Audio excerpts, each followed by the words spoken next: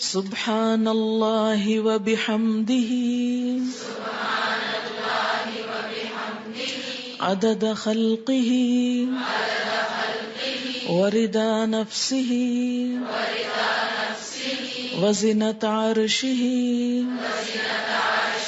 ومداد کلماتہ. سبحان اللہ، پاک ہے اللہ، وبحمدہ، اور اس کی تعریف کے ساتھ، یعنی میں اس کی پاکی بیان کرتی ہوں. عدد خلقہ، اس کی مخلوق کی تعداد کے مطابق، کے برابر. عدد گنتی، تعداد. خلق بمعنی مخلوق، یعنی جتنی اس کی مخلوق ہے، اس کی جتنی تعداد ہے، جتنی اس کی کریشن ہے، ان سب کی تعداد کے برابر، گنتی کے برابر. وردا، اور رضامندی، نفس ہی، اس کے نفس کی، یعنی اس کے نفس کی یا اللہ تعالی کی ذات جس چیز پہ راضی ہے اور جتنی تعریف پہ راضی ہے اتنی تعریف کرتی ہوں. وزنت عرش ہی، اور اس کے عرش کے وزن کے برابر، یعنی جس عرش پر اللہ تعالی متمکن ہے اس کا جتنا وزن ہے ہم تو اس کا احاطہ بھی نہیں کر سکتے، اس کے برابر.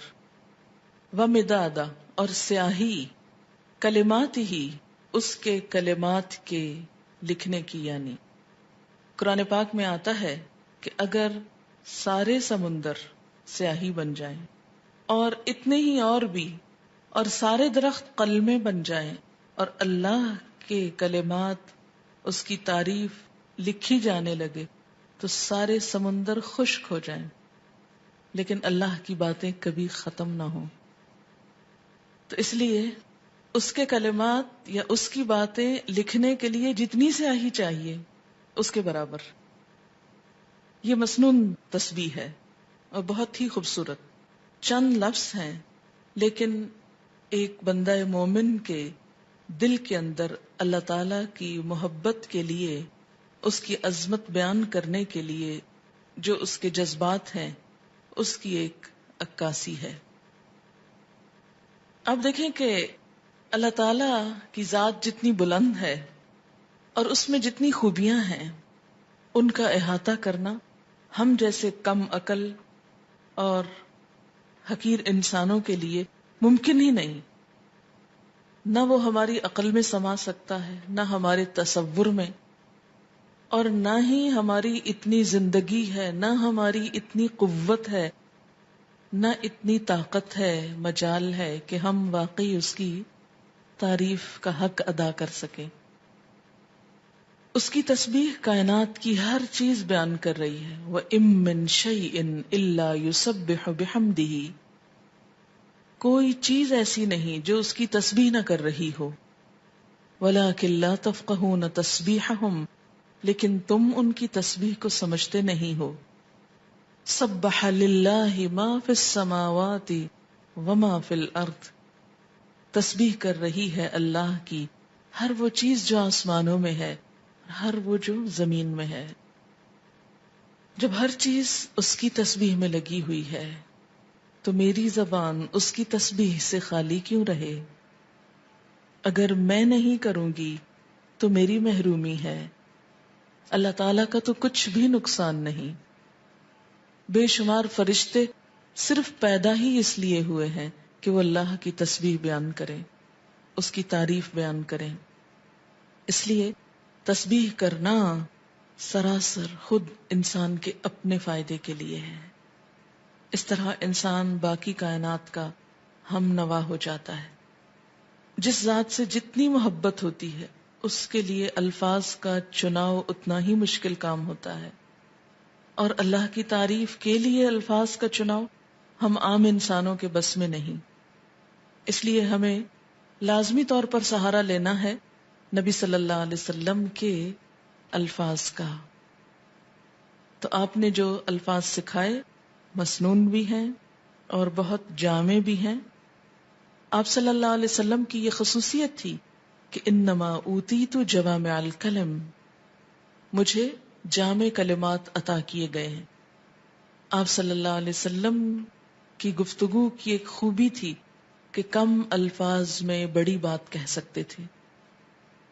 تو یہاں بہت کم الفاظ میں بہت خوبصورت طریقے سے اللہ تعالی کی تسبیح بیان کی گئی ہے. تو جب بھی آپ دعا مانگنے لگیں تو اس سے پہلے اگر یہ چند لفظ بول لیں تو دعا کا وزن اور قبولیت اور اس کی خوبصورتی بڑھ جائے گی. اب دیکھیں کہ دعا کے شروع میں اور آخر میں تسبیح پڑھنا اور درود شریف پڑھنا یہ ایسا ہی ہے کہ جیسے کسی کو کچھ دینے کے لیے آپ ایک خوبصورت جیسے گفٹ پیپر ہوتا ہے یا اچھا کوئی برتن ہو سکتا ہے یا کوئی بھی چیز جس میں آپ کوئی چیز ڈال کر دے رہے ہیں. مثلا آپ نے ایک خوبصورت خط لکھا اور گندے سے انویلپ میں ڈال کے دے دیں تو وہ تاثر کیسا ہوتا ہے؟ درست نہیں ہوتا. اسی طرح آپ اچھی سے اچھی بات کہنا چاہیں مگر الفاظ اچھے نہ ہوں تو اس کے اندر خوبی نہیں آئے گی اچھی سے اچھی بات میں.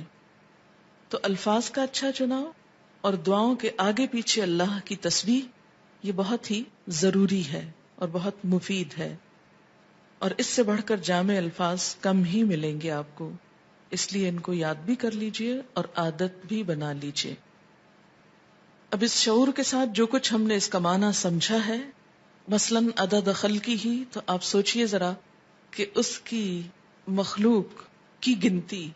مثلاً کہا جاتا ہے کہ آسمانوں پر جتنے ستارے ہیں اگر ان کو فرضی نام دے دیے جائیں، مثلاً ABCD، تو ان ناموں سے پکارنے میں یا ان کی صرف گنتی کرنے میں 400 ملین سال چاہیے، کیونکہ انسان نمبر ایک تو احاطہ ہی نہیں کر سکتا. اور اگر صرف گننے لگے ان کو، صرف ستاروں کو، ابھی زمین کے ذرات کو نہیں، ریت کے ذرات کو نہیں، اگر آپ میں سے ہر ایک کو پورا کراچی شہر مثلاً سمندر کے کنارے پہنچ جائے اور ایک ایک گلاس ریت کا اٹھا کر اس کو دے دیا جائے ہر شخص کے کہ اس کے ذرات گنو، تو میرا خیال ہے کہ صرف وہ ذرے گننے میں اس کو کئی سال لگ جائیں، ایک عمر بیت جائے. تو ہم نہ تو یہ ذرات گن سکتے ہیں، نہ یہ ستارے گن سکتے ہیں، اور نہ ہی ہماری اتنی عمر ہے. تو یہ ایک تسبیح لے کے اگر ہم چند دفعہ سبحان اللہ کہہ بھی دیتے ہیں تو اس سے حق نہیں ادا ہوتا. سارا دن بھی بیٹھ کے تسبیح پڑھیں تو مت کبھی سوچیں کہ ہم بڑے عبادت گزار ہو گئے اور بہت کچھ کر لیں. کچھ نہیں کیا. کبھی اپنی عبادت کا انسان کو غرور نہیں آنا چاہیے، نہ کبھی عبادت کے تکبر میں مبتلا ہوں، کیونکہ ہم اللہ کا حق ادا کر ہی نہیں سکتے. تو پھر جب انسان یہ کہتا ہے عدد خلق ہی، تو گویا وہ سب کچھ گنا گیا جو آپ ویسے نہیں گن سکتے. لیکن شرط یہ کہ دل سے کہیں عدد خلق ہی ورضا نفس ہی، اتنی تسبیح جس پہ وہ راضی ہو جائے. بس مجھے اس کو راضی کرنا ہے. میں جب تک تسبیح کروں گا جب تک وہ راضی ہو جائے، اس کی رضا کے برابر. وزنۃ عرش ہی، اور وزن میں اس کا عرش، اس سے وزنی کوئی چیز نہیں، اور اس کے کلمات لکھنے کی سیاہی کے برابر. وہ کتنی ہے اس کا احاطہ بھی ہم نہیں کر سکتے. اب آپ دیکھیں لیکوڈ بھی آ گیا اور ایبسٹریکٹ چیز بھی آ گئی اور ٹھوس چیز بھی آ گئی، یعنی ہر چیز کا ایک طرح سے احاطہ کیا گیا. اب اس تصور کے ساتھ تسبیح پڑھی. سبحان اللہ و بحمدہ عدد خلقہ ورضا نفسہ وزنۃ عرشہ ومداد کلماتہ